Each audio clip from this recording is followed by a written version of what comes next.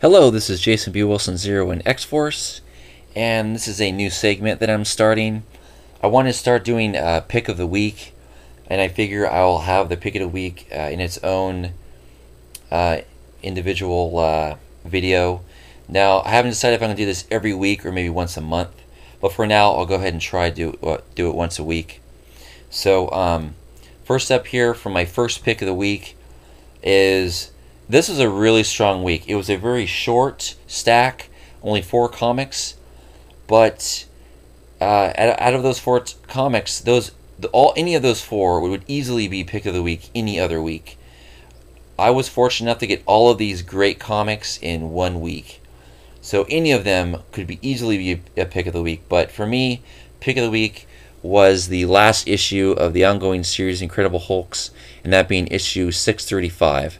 This was a fantastic comic book, and all the comics were a pleasure to read this week, but this one just did everything right. There's nothing this comic did wrong.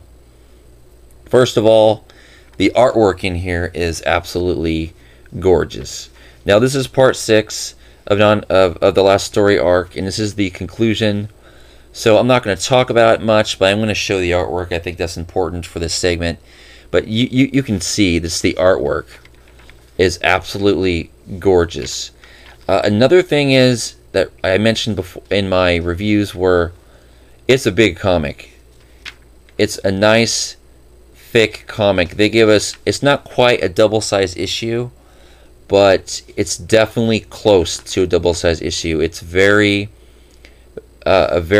beefy issue, which is exactly what all of us who've been reading this want. Now, you know, this should be the way it always is.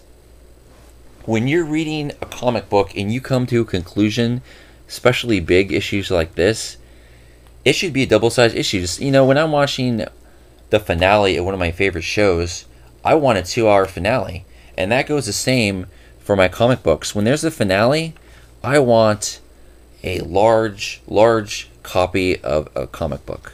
It doesn't have to be a double-sized issue, but I definitely want a king-size issue. So yeah, I'm just showing here the artwork. A lot going on here, of course. Really good read. It was really fun from beginning to end, and I'm talking about this comic in particular, not just the story arc. The story arc has been fantastic. Definitely a must pick up on trade. But this particular issue, just, man, it just hit a home run. Just everything was done right. And at the end of the comic here, it's an afterward, and this is by Greg Pak. And you get a nice little Greg Pak, history, the man behind the monster. It's a nice little added bonus to what already was a fantastic comic. So even without this in the back, I was already like overwhelmed with joy with how well it was written and how satisfied I was with the conclusion and how beautiful the artwork was, and it was a double-sized issue. And then they go ahead and they put this really nice touch in the back, including a real nice double page issue here of every cover